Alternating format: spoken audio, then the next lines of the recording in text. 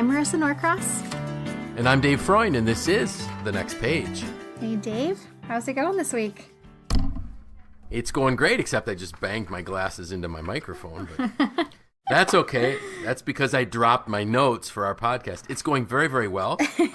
You and I technically are not at work this week, but we're just recording this a little bit ahead because we're going to be off. But it's a good week. And by the way, there's only 363 shopping days left till Christmas. Oh, joy. I have so much time now. Exactly. Well, you know that my favorite time of year is Christmas, and Christmas is now past. So I probably will lay low until the 25th of June when I will wish people a happy Leon Day, which is Noel spelled backwards. Oh, my goodness. I'm not surprised. And I might actually listen to some Christmas carols on the 25th of June. But I only would do it for one day, I promise. That is so funny.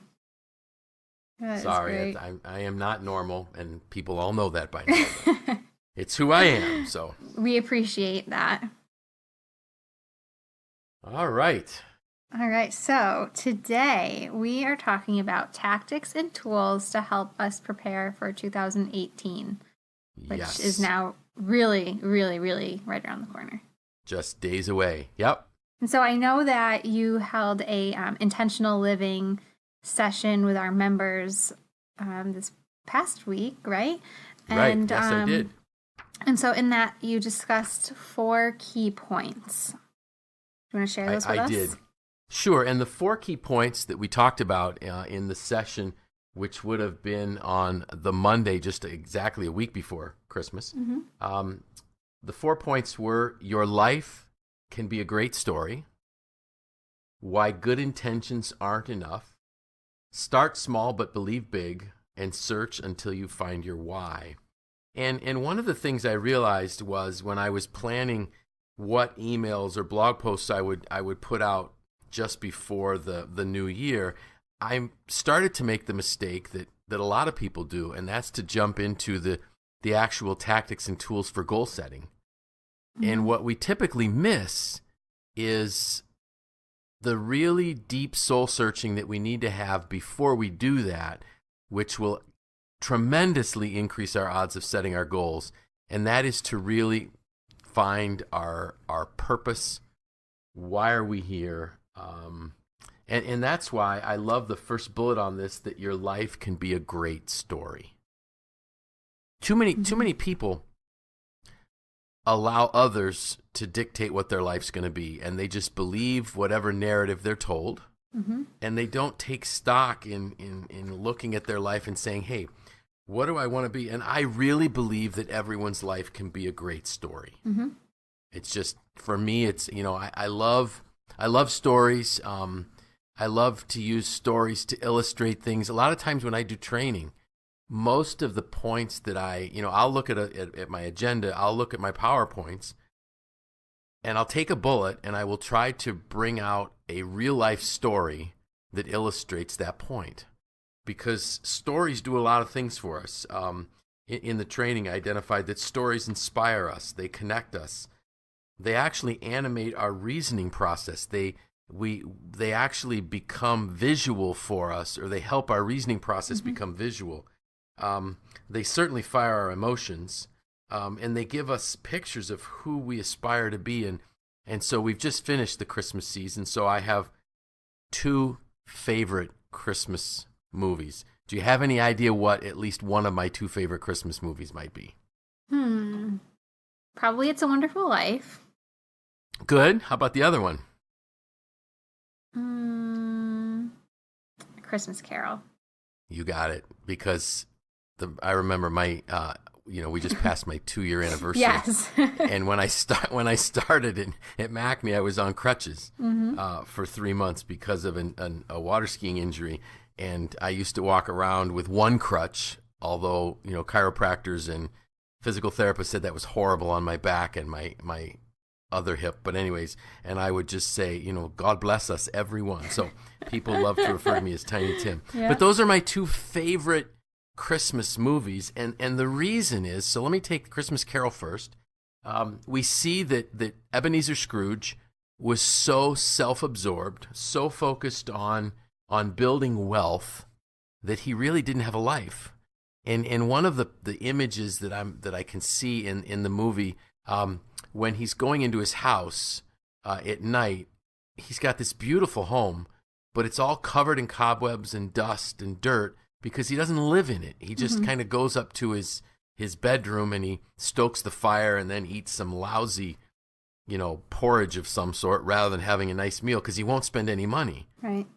And then we know that as he's visited by the three ghosts that come during the night, when he finally realizes that his life should have meaning, he's a happy man. Mm-hmm. And I love that and plus I love the particular A Christmas Carol I like is the one with George C. Scott as Scrooge. That is my favorite. And I love it when he wakes up in the morning, he realizes that there's actually he has a life that now he can live, and he says he's as giddy as a schoolboy, and I love that part. But anyways, that's just me. I'm crazy like that. But then in It's a Wonderful Life, George Bailey he always wanted to travel. He wanted to build great things, bridges and things, but he's stuck at the savings and loan with his Uncle Billy, and he just thinks the world is passing him by, life is passing him by, and he's stuck, and he really doesn't make a difference in this world. And then we know that he has this encounter with an angel, his guardian angel, Clarence, and Clarence lets him see what the world would be like if George Bailey had never been born. And it's tragic. Mm-hmm. There are people that die. There are people that are outcasts. There are people that have given up on life because George wasn't there to help them. And that whole concept is, does your life matter? And until you realize that your life needs to have meaning, what's the point in setting any goals? So that's kind of this deep concept that I'm having here about your life has to matter, it has to have meaning. And in fact, Viktor Frankl, who was a neurologist and a psychiatrist back at the beginning of the last century, in the 1930s, in particular, when he in the 40s and 50s, he said this quote: "Everyone has his own specific vocation or mission in life. Everyone must carry out a concrete assignment that demands fulfillment. Therein he cannot be replaced, nor can his life be repeated. Thus, everyone's task is as unique as his specific opportunity to implement it." Mm-hmm. Wow. So we all have a very specific purpose why we're here. And I believe that we need to understand that before we can set goals. So I hope that makes sense. Mm-hmm. But that's really the key part here. So I wanted to give some folks just also some different ways of looking at it. So there's people that talk about wanting to be successful. So, and I didn't tell you I was going to ask you this question, so now you're probably wondering, where is he going with this? But if you would think about what the media says success is, mm-hmm. what kind of thoughts come to mind? What does the media say we need to have in our lives to be successful? Money, power. Exactly. Friends. Money, power, and things. Yeah. Mm-hmm. Yeah. So the better car, the most ornate jewelry. This is what you have to look like. This is what you have to drive. This is where you have to live. Well, the last time I checked, some folks that had a lot of those things in their life commit suicide mm-hmm. because their life is empty and there is no purpose behind it. Yet you can have a person like Mother Teresa who had an amazing life and had nothing because she lived her life for other people.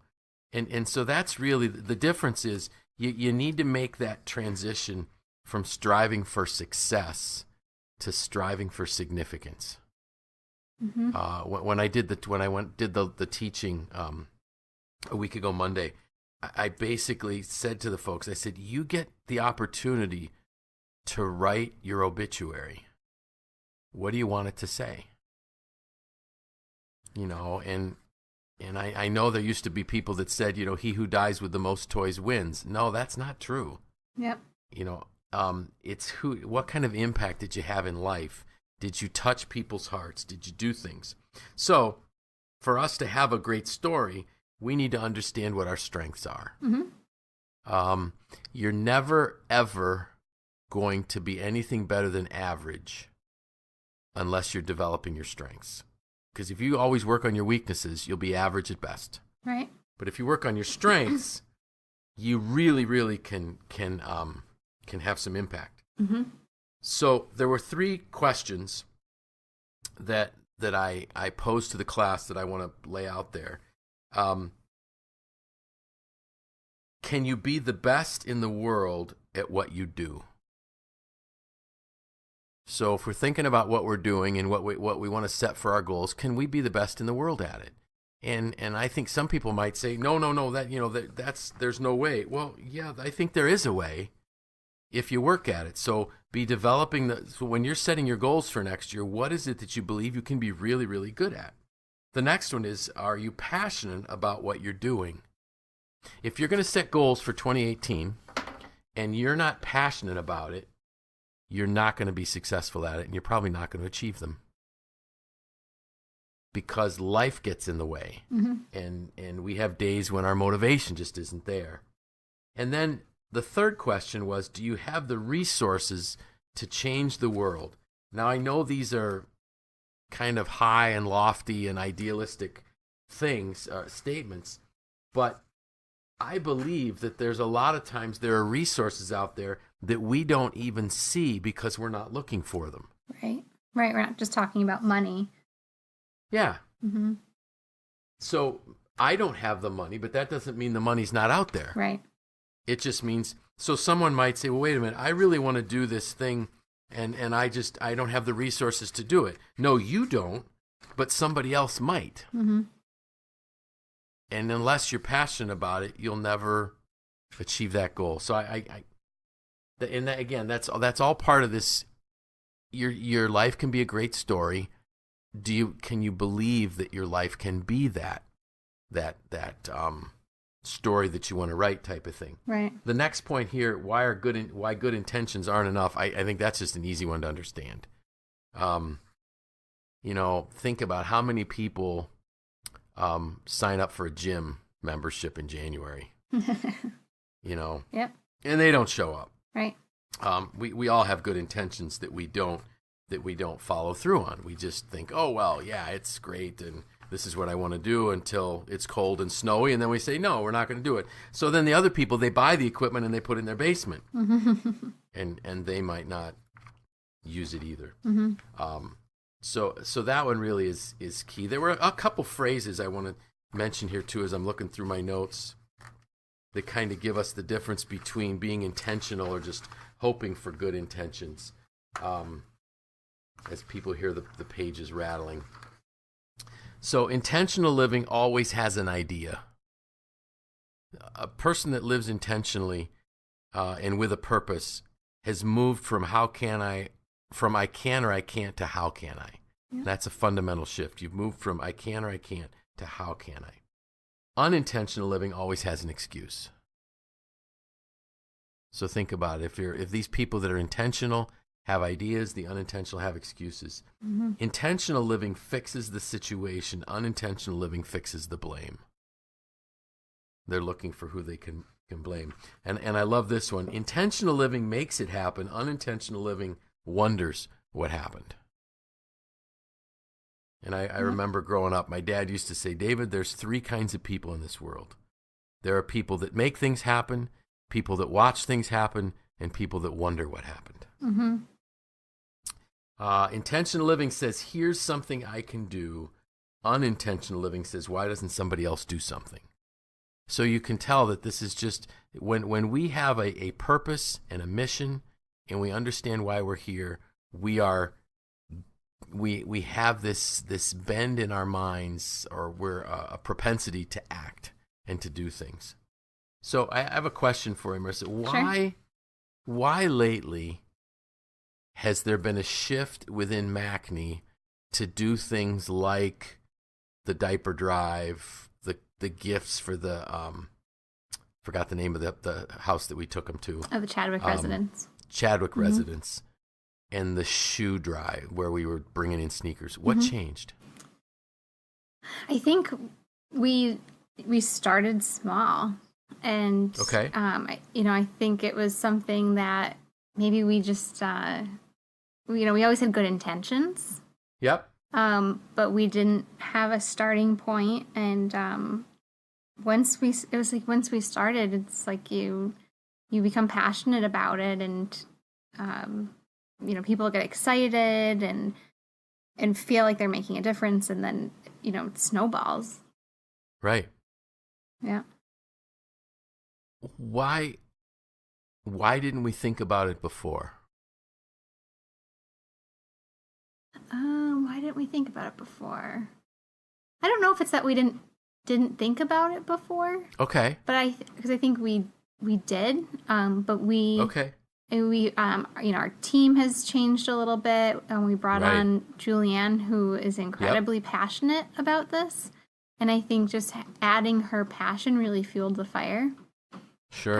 And got other people excited about it, and got us started. Excellent. Yeah. And that's exactly where my thoughts were going. I love how you said we started small. And so one of the things that in preparation for the class that I was going to do, I listened to John Maxwell's Intentional Living book again. And it was amazing how much the book impacted me differently than the first or second times I went through it. And you actually illustrated this in what you just said. There was a vision here, there was an idea here, but there weren't enough people with that vision or idea. Mm-hmm. So, you've had those ideas and those thoughts, but there needed to be more people that would share the vision and the ideas. And Julianne comes on, and now we just doubled the resource in that area. Yep. And one of the things is that I really believe that your generation is much more focused on serving others and doing things that matter than mine was. Mm-hmm. My generation was focused on, retiring and then go sit on a beach somewhere. And so you work your tail off, whether you like it or not. You just work. Work's not supposed to be fun. Just do it. You get paid, so shut your mouth and work hard until, if it's 63 or 65 or as soon as you can, you get out of there and you do what you want to do. That's an absurd approach to life. Mm-hmm. I think you folks have a much better handle on what life's all about. And so we added the resource. I'm thrilled, and I guess I'll make this official announcement on our podcast that, next Tuesday, Hillary Hext will be joining us, joining me on the training team. Again, bringing somebody in that has a lot of passion, a lot of drive, a lot of energy, a lot of focus on making a difference with people. Mm-hmm. So, and this is what I got out of the book lately. Are you bringing people around you that share your passions? And that becomes the next step. So we start small, which I loved because that was number 3. Item 3 here was start small, but believe big. Right. And I think we underestimate the power that's available to us. So I've used that example before about when you buy a car, you see them everywhere. Mm-hmm. So if we are aware, first of all, if you're aware of need, you'll see it everywhere. Yeah.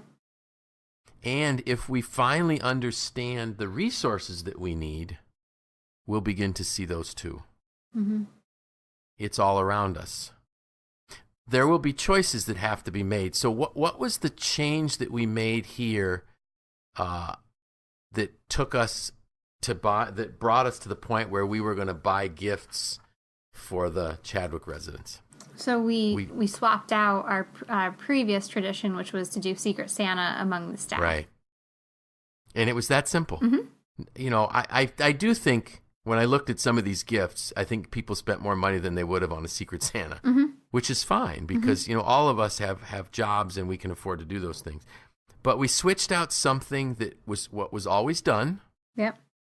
And we put those resources into an area where it could be done, where things could be done that could really make a lasting difference in somebody's life. I shared a story that I read in this book, Intentional Living, where there was a young woman who really had a burden and a need to help charities. And the company that she worked for, when it was your birthday, they would bring in like birthday cake and this type of thing. But when this young woman had her birthday, her boss decided he would give her the money instead of the cake and said, use this to start serving the charities that you have a heart for.